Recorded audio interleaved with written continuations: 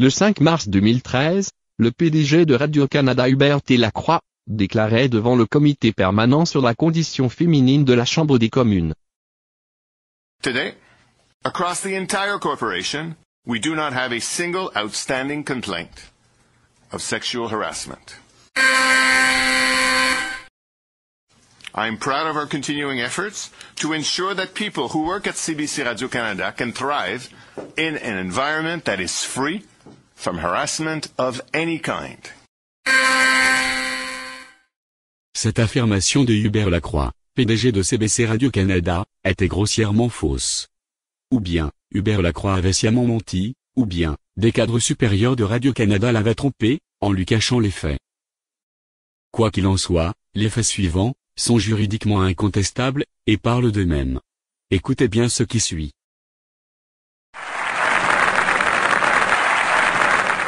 Le 5 mars 2013, c'est-à-dire le jour même de la déclaration de Hubert Lacroix, il existait de fait, une plainte active, de harcèlement sexuel non réglé, soit le grief déposé le 13 juin 2012 par Madame Z, annonceur réalisatrice à Radio-Canada International. À ce dossier actif de harcèlement sexuel, s'ajoutait, pour le même ensemble d'actes de harcèlement, subis par Madame Z. Premièrement, une accusation de harcèlement criminel, contre celui qui était non seulement le harceleur, mais encore, et c'est important de le mentionner, chef de pupitre à Radio-Canada International, et surtout, représentant syndical, du syndicat des communications de Radio-Canada. La société Radio-Canada était directement impliquée dans ce dossier de harcèlement criminel, puisque la quasi-totalité des actes interdits, par l'article 264 du Code criminel, s'était produit au travail. Deuxièmement, une demande d'indemnisation à la CHST, déposée par la victime, qui était tombée gravement malade, suite au harcèlement sexuel et criminel qu'elle avait subi au travail. Au moment où le PDG de Radio-Canada faisait sa déclaration triomphante, les services juridiques de la Société Radio-Canada à Montréal contestaient, bec et ongle, les décisions successives qu'avait rendues la CHST en faveur de Madame Z. Troisièmement, il y avait le grief du harceleur qui contestait son congédiement. Et enfin, la Société Radio-Canada était également impliquée dans une plainte de manquement au devoir de représentation juste, déposée par Madame Z contre son syndicat, auprès du Conseil canadien des relations industrielles, le 5 octobre 2012. Avec un ensemble de dossiers actifs d'une telle gravité, une personne raisonnable peut-elle vraiment croire que le PDG de Radio-Canada n'avait pas été informé de cette situation potentiellement explosive et scandaleuse, avant qu'il ne comparaisse devant le comité permanent sur la condition féminine de la Chambre des communes, le 5 mars 2013. TVA Nouvelles, le 29 octobre 2014. On joint à Mathieu Bellumeur au Palais de justice à Montréal parce que Mathieu, c'était jour de représentation sur sentence pour un ancien journaliste de Radio-Canada International qui s'est reconnu coupable, et c'est pas rien, de harcèlement criminel envers une collègue, Mathieu. En mai dernier, effectivement, il a plaidé coupable. Il s'agit de Gordon McDougall, que vous allez voir avec la chemise bleue et les cheveux blancs à l'écran dans les prochaines secondes. Il est âgé de 68 ans. Entre 2009 et 2012, il a effectivement harcelé de façon criminelle une de ses collègues de travail. Il était même son représentant syndical. Lui était journaliste à Radio-Canada International. Sa victime était une collègue de travail. Il a été donc remercié, congédié par son employeur en 2012.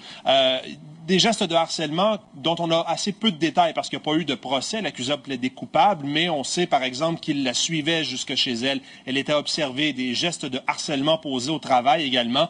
Et Paul, c'est la victime qui à un certain moment a installé une caméra cachée à son bureau, et c'est ce qui a fait en sorte que l'homme a pu être démasqué, a été congédié. Ensuite, il y a eu ces accusations criminelles, puis il a plaidé coupable. La dame ne veut pas qu'on nomme son nom, mais a accepté de donner une entrevue à la caméra pour nous expliquer les conséquences de ces gestes.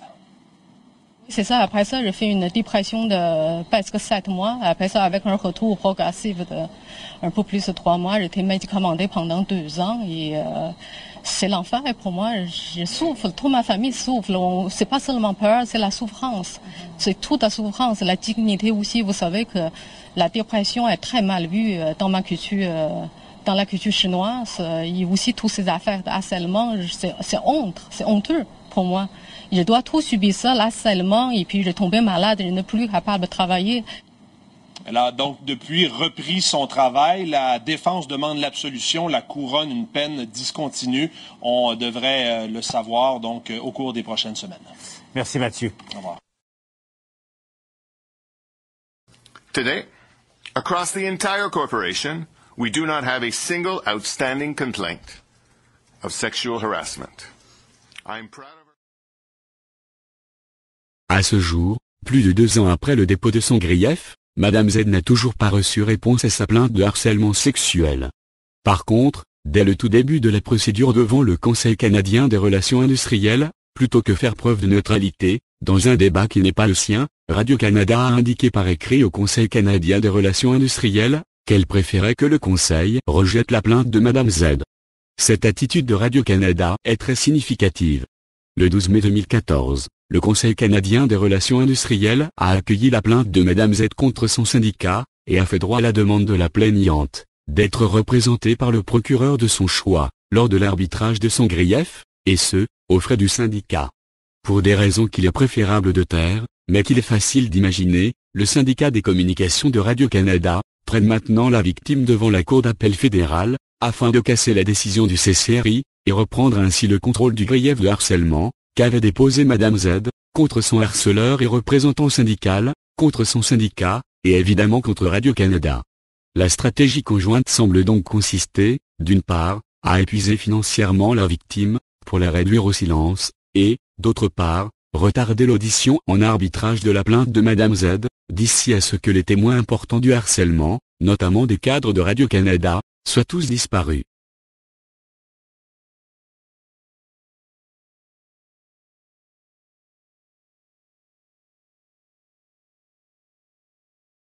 C'est un outrage, c'est un scandale. It's an outrage. It's a scandal. 这是不能容忍的，这是一个丑闻。